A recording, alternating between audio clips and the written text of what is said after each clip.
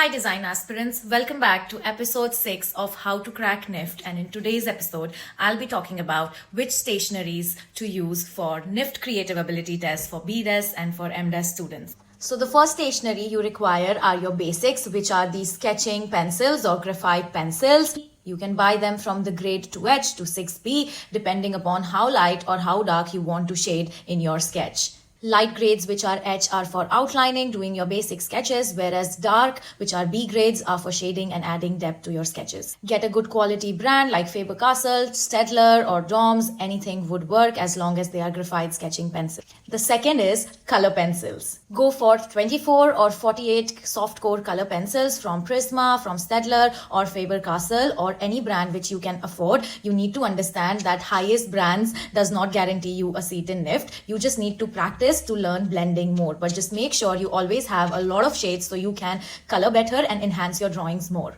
Next is sharpeners and erasers. They look common, but do not ignore them. You need rubbers which are non-dust and can rub your mistakes super easily if it is from pencil or from color pencil, so that it does not tear the paper sheet of exam. For sharpeners is a must because you don't need to draw from a blunt pencil. You always should keep your pencils sharpened for sharp lines, and also if you don't like using a sharpener, you can always use also a paper cutter to sharpen your pencils for fine edges. Next one is brush pens or sketch pens, which is a highly controversial topic for creative ability test for NIFT. If you ask me, can you use them? I would say no. You should always be careful while using sketch pens or brush pens because once you use them, it cannot be deleted. So if you still want to use brush pen and sketch pens, just make sure of these things. Number one, don't get overboard with it because they are water-based and they might go printed on the front or the back or leave a mark on your paper. Number two, make sure when you're using them, it's the final thing and you don't want to delete them because you will never be able to erase them or delete them from your paper. So just make sure that you are using sketch pens and brush pens with a lot of caution in creative ability test.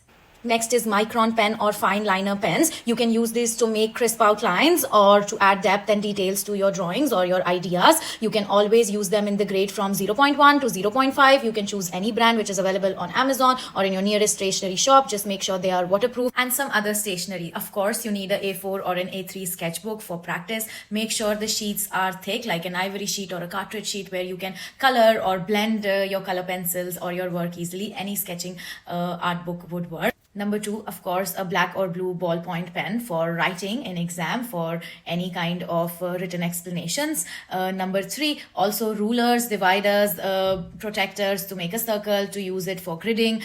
These are a must. You can always carry or keep your geometry box. Final tip, your skill matter more than your fancy stationery, so do not get lost in all these things. Always remember, practice, consistency is what which will make you clear exam. So all the best. If you have any questions, you can always reach out to me for them. Till then, toodles and see you in the next episode.